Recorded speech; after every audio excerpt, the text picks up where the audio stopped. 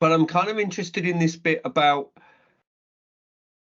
whether or not your personal experience of alcohol, and you're talking about being in a very alcohol awash community, and I think it's fair to talk of the whole of Ireland like that. That's not a north or a south agenda, I think. How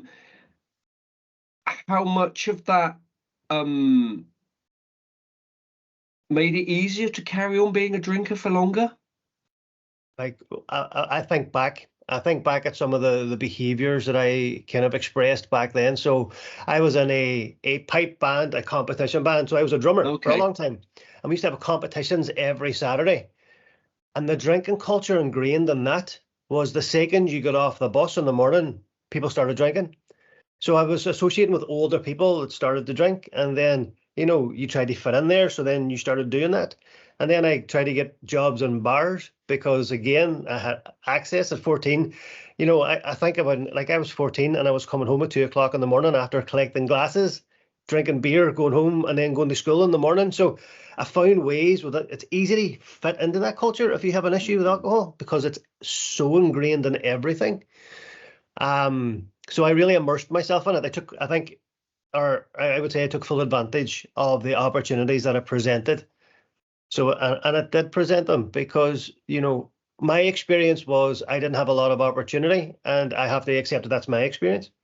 My decision was to, drink every weekend or then get a job at a local bar. And then that became a bit of my identity. And then it became the nightclub in town. And then it became the nightclub in the northwest of Ireland and all these social milestones. But I do think whenever you come from a culture where it's ingrained and it's so culturally acceptable, then it's easier to hide it in. I had my first conversation of alcohol dependence at 17. And I didn't get sober until I was 30. So I navigated that realm for quite a period of time. Yeah. And that fascinates me because there's a uniqueness to the Irish context for that, and there's a commonality. I'm thinking at this time of the year when my local North Wales population is obsessed with the Six Nations rugby, as and it becomes completely ingrained cultural phenomenon, like you say. So there are lots of activities where that can happen.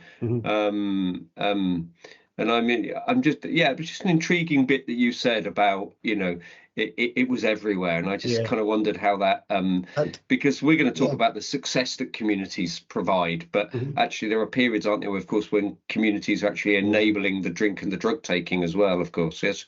And I think I have to own the fact that, like, I really romanticize my relationship with alcohol and drugs, like through film, through culture.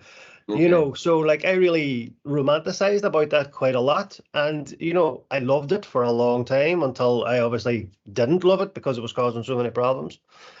So like I do have to take the ownership in that. And I chased after it a lot, almost made it my purpose. My purpose was to be the last one home. That sort of way. Okay.